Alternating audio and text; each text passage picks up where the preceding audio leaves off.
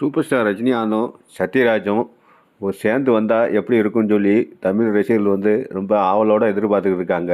இப்போ அது பார்த்தீங்கன்னா, இப்போ கூலி படத்தில் நீண்ட காலம் கிட்டத்தட்ட ஒரு 30-40 வருஷம் கழித்து சத்யராஜ் அவர்கள் கூலி படத்தில் ரஜினி சாரோட சேர்ந்துருக்காரு. அந்த படத்தை 2 பேரும் சேர்ந்து பிரேமில் வரதை பார்க்கறதுக்கு தமிழ் ரசிகர்கள் ரொம்ப ஆவலாக இருக்கிறாங்க அப்படின்னு தான் சொல்லணும். இப்போ பார்த்தீங்கன்னா, இதுக்கு முன்னால் பார்த்தீங்கன்னா, கிட்டத்தட்ட ஒரு 35 வருஷத்துக்கு முன்னாடியே பார்த்தீங்கன்னா, சூப்பர் ஸ்டார் ரஜினிகாந்தோட சத்யராஜ் பல படங்கள் நடிச்சிருந்தாலும் அதில் நிறையா வில்லத்தனமான கேரக்டரு நிறைய நடிச்சிருக்காரு. அதில் பார்த்தீங்கன்னா, இப்போ 1986 வந்த மிஸ்டர் பாரத் சூப்பர் ஸ்டார் ரஜினிகாந்தும் சரி, சத்யராஜுக்கும் சரி ஒரு திருப்பு முனையை ஏற்படுத்தின்னு தான் சொல்லணும். ஏன்னா சூப்பர் ஸ்டார் ரஜினிகாந்த் சத்யராஜுக்காக அவ்வளோ காட்சிகளை விட்டு கொடுத்துருக்காரு. இந்தளவுக்கு ஒரு கதாநாயகன் அடுத்தவருக்கு இந்த அளவுக்கு விட்டு கொடுப்பாரா என்பது ஒரு கேள்விக்குறி தான். ஏன்னா சத்யராஜ் எத்தனையோ மேடைகளில் ரஜினிகாந்தை பற்றி விமர்சனம் பண்ணியிருக்காரு. அப்படி இருந்தும் கூட கூலி படத்தில் அவருக்கு ஒரு வாய்ப்பு கொடுத்துருக்காரு. ரஜினிகாந்த் நினச்சா கண்டிப்பாக இந்த தடுத்துருக்கலாம். ஆனால் அவர் அதை செய்யலை. கிட்டத்தட்ட 35 வருஷத்துக்கு முன்னாடி ரஜினிகாந்தும் சத்யராஜும் பார்த்திங்கன்னா, மிஸ்டர் படத்தில் ஒரு சரிசமமான ஒரு ரோலாக நடிச்சிருப்பாங்க. சத்யராஜ் அவர்கள் சூப்பர் ஸ்டார் ரஜினிகாந்துக்கு ஒரு அப்பாவாக நடிச்சிருப்பார். அதாவது ஒரு பொண்ணை ஏமாற்றி கைவிட்டவருக்கு அதுக்கு பிறந்த பிள்ளை ரஜினிகாந்த் மறுபடி ஒரு விசுரூபம் எடுத்து அவர் வாயால் தன்னை அப்பான்னு அதாவது தன் மகன் சொல்கிற அளவுக்கு கொண்டு வந்திருப்பாங்க அந்த சீனில். அது மாதிரி அந்த ஒரு காட்சியை தான் இந்த படத்தில் ஒரு ஹைலைட்டாக இருக்கும். அதுதான் படத்தோட ஒரு கருவே அப்படின்னு சொல்லலாம். அந்த படத்தில் சத்யராஜும் ரஜினிகாந்த் சும்மா போட்டி போட்டு நடிச்சிருப்பாங்க. அதில் வர பாடல்களும் சரி, அதுக்கு ஒரு எடுத்துக்காட்டு. என்னம்மா கண்ணு சௌக்கியமா அந்த பாடல் பட்டி தொட்டி எங்கும் பட்டையை கிளப்புன்னு தான் சொல்லணும். இன்றைக்கி வரைக்கும் பார்த்தீங்கன்னா இந்த பாடல் ஒலிக்காத இடமே இல்லைன்னு தான் சொல்லலாம். ஏன்னா அந்தளவுக்கு படத்தில் ரஜினிகாந்த் சத்யராஜ் காம்பினேஷன் சும்மா செமையாக ஒர்க் அவுட் ஆகிருக்கும். ஏன்னா ரஜினிகாந்த் ஒரு வசனம் பேசினா சத்யராஜ் அதுக்கு ஒரு வசனம், அப்படி 2 பேருக்கு சரிசமமாக ஒரு கேரக்டரை கொடுத்துருப்பாங்க. ஏன்னா அந்தளவுக்கு ரஜினிகாந்த் மிஸ்டர் பாரத் படத்தில் சத்யராஜுக்காண்டி நிறைய காட்சியில் விட்டு கொடுத்தாரு அப்படின்னு தான் பேசப்பட்டது. ரெண்டாவது இந்த படத்தில் இந்த படம் ஏவிஎம் தயாரிப்பு.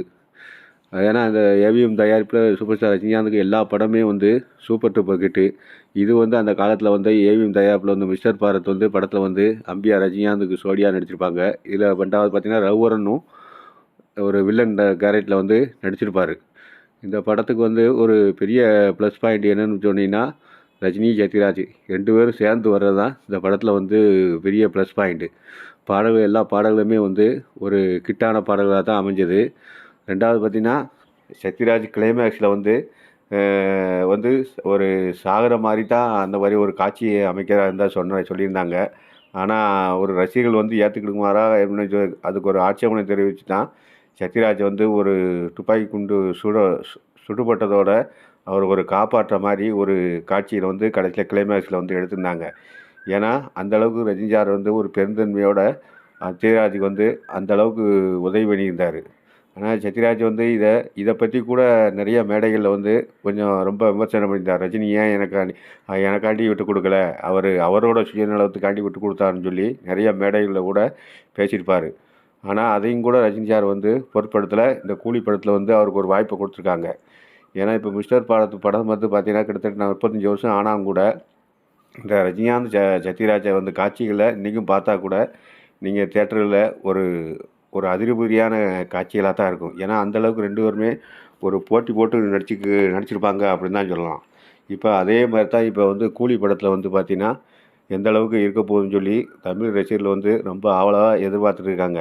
எந்த மாதிரி வில்லானமான இப்போ மிஸ்டர் படத்தில் வர மாதிரி ஒரு நெகட்டிவ் ரோலில் வரப்போகிறாரா, இல்லை வேறு ஏதாவது சென்டிமெண்ட்டான காட்சிகளை வரப்போகிறாரான்னு சொல்லி ரசிகர்கள் ரொம்ப ஆவலோடு எதிர்பார்த்துட்டு இருக்காங்க. அதே மாதிரி இப்போ கூலியில் ஏன்னா இப்போ 35 வருஷம் கழிச்சுங்கும் போது எல்லாத்துக்கும் ஒரு ஆர்வம் இருக்கத்தான் செய்யும். இப்போ பார்த்தீங்கன்னா, இப்போ நவீன காலத்துக்கு தக்கன நிறையா மாற்றங்களை கண்டிப்பாக கொண்டு வந்திருப்பாங்க. அப்படிங்கும்போது படம் ஒரு பெரிய ஒரு எதிர்பார்ப்பு, ஒரு அதிரடியான காட்சிகள் இருக்கும் அப்படிங்கிறதுல எந்த சந்தேகமும் கிடையாது. ஏன்னா இப்போ நீண்ட காலத்துக்கு அப்புறம் அப்படிங்கும்போது அவருக்கு உண்டான கதாபாத்திரத்தை கண்டிப்பாக ஒரு வலுவான கதாபாத்திரத்தை வந்து சத்யராஜுக்கு வந்து கண்டிப்பாக கொடுத்துருப்பாங்க. ஏன்னா அவரும் பார்த்தீங்கன்னா, இப்போ தமிழ் சினிமாவில் வந்து ஆதி காலத்துலேருந்து நடிச்சிருக்காரு. நிறைய படங்கள் வந்து வில்லத்தனமான கேரக்டரில் நிறைய பேர் வாய்ந்த கதாநாயகனா நடிச்சிருக்காரு. அப்படிங்கும்போது அவருக்குரிய முக்கியமான ஒரு முக்கியமான ஒரு காட்சிகள் வந்து கண்டிப்பாக இருக்கும். அதில் வந்து எந்த சதயமும் பார்க்கலாம். இப்போ மிஸ்டர் பாரத்துக்கு அப்புறம் சத்யராஜ் அவர்கள் கூலி படத்தில் எந்த அளவுக்கு மிரட்டி இருக்கான்னு சொல்லி பார்க்கலாம். ரஜினிகாந்த், சத்யராஜ் வரும் காட்சிகளை எந்த அளவுக்கு தெறிக்க விட்டுருக்காங்கன்னு சொல்லி பார்க்கலாம். இதை பற்றி கமெண்ட் பாக்ஸில் சொல்லுங்கள். நன்றி.